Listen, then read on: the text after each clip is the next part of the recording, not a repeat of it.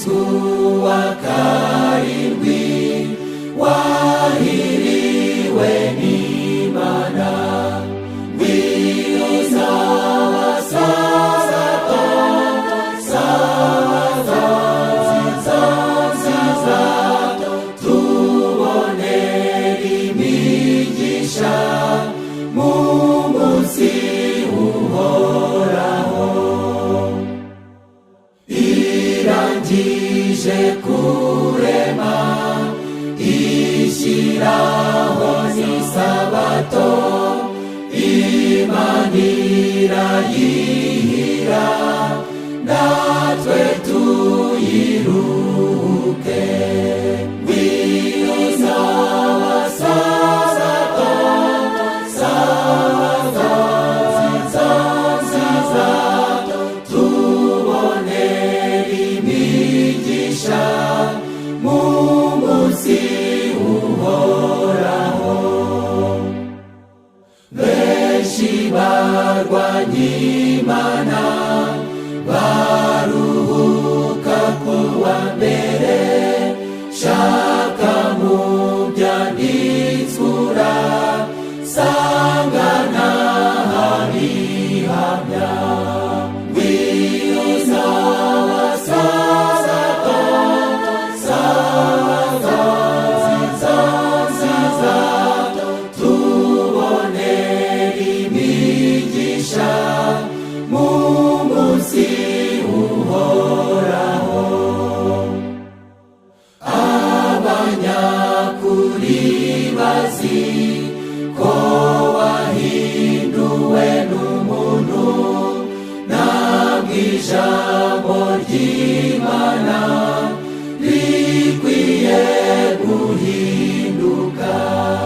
Ngwino sabasaza sabaza nziza tubonere imigisha mu munsi uhoraho.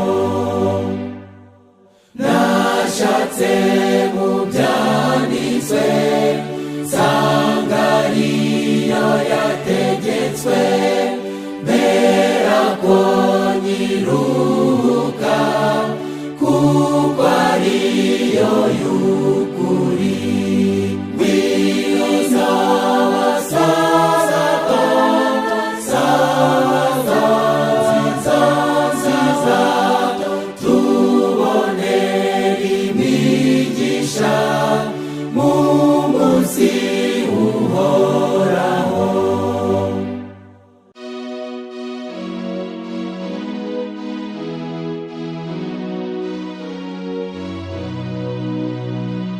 Wibuke isabato umwami yahiriye, n'umunsi uruta iyindi, n'umunsi unezeza. Turuhuka imirimo tubwirwa kw'iby'ijuru, ni wo mucyo umurika uva ku Mwami Imana, utuzanira amahoro sabato nziza zose, utuzanira amahoro sabato nziza. Jyawe zisabato mazuramye uwo Mwami wabwiye intumwa zati ndi nyir'ubugingo. Nibacishisha bugufi dukorere Umukiza, tuzajyanwa kw'isoko y'amazi y'ubugingo.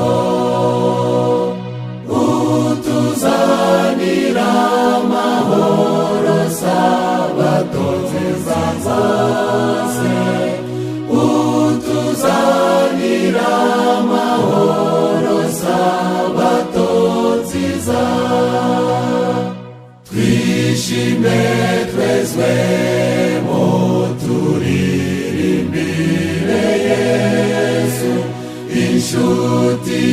yacu nziza tumutekereze. Mukiza mwiza udukunda, isezerano ryawe muzaba muri twebwe niryo ritunezeza. Utuzanira amahoro sabato nziza zose, utuzanira amahoro sabato nziza.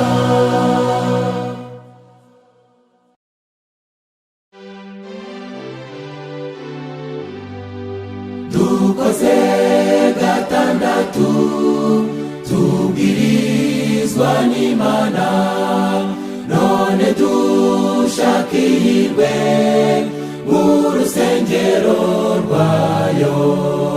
N'umusuru utindi ucuza ibyo mw'ijuru, n'umusuru utindi wicuza iby'ijuru.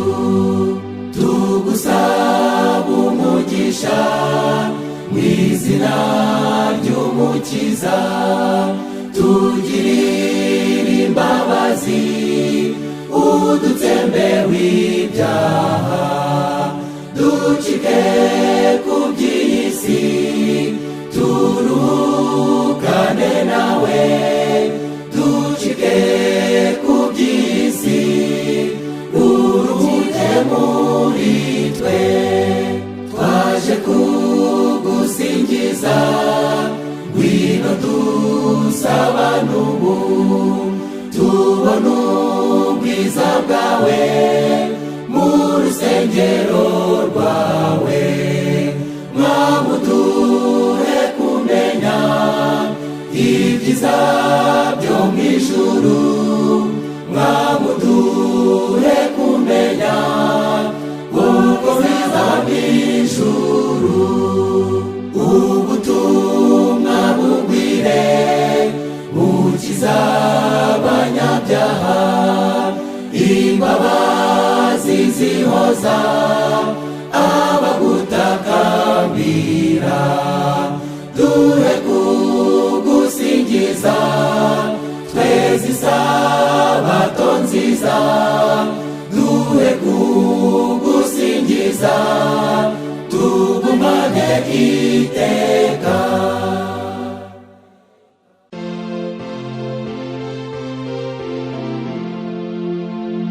N'umunsi wera wo kuruhuka, munsi uhiriwe w'amahoro, ugize intege ufite ishavu, mwiza ushimwa mu yindi yose.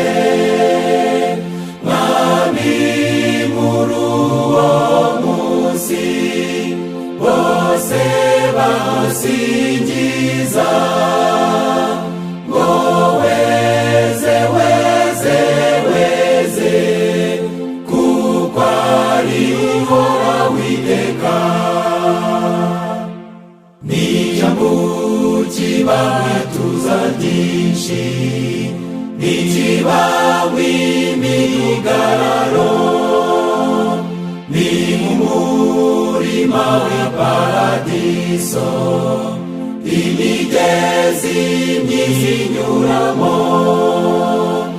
Usa n'isoko ifuka iy'amapfa yacanye, ni nk'aho tubonera igihugu cy'isezerano.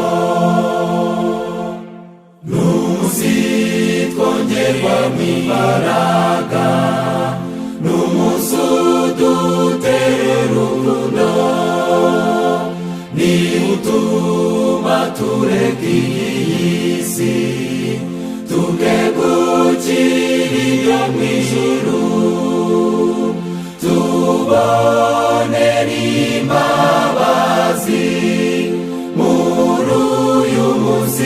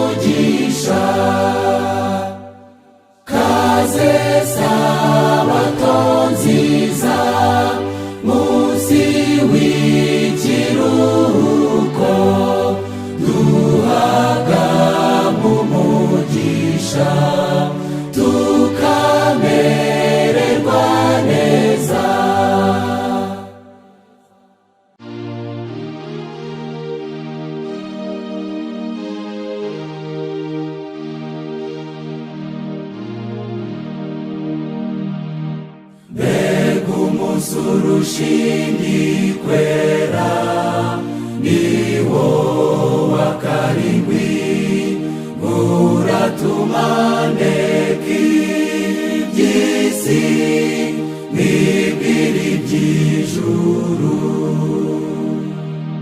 Mbega uyu munsi wa karindwi turuhukiramo uradutera kuramya Data wo mw'ijuru. Nimutyo turamya Uhoraho watuzirikanye agahera kwakaduha uyu munsi wera. Niba utugobotora ibyaha bikaducikaho kuko atugirira ubuntu buvuye mw'ijuru. Iminsi itandatu ishize indi Sabato itangiye, nezezwa no kuruhuka muri uyu munsi uhiriwe. Nimuze mushime Umwami wabahaye kuruhuka, umugisha w'uyu munsi uruta uw'iyindi yose. Tunezerwe mu mitima twishimire ibyo mw'ijuru, mu buruhukiro bwacu ku Mwami nyiri Sabato. Ituza riva mw'ijuru ritwuzure twebwe twese, hose itorero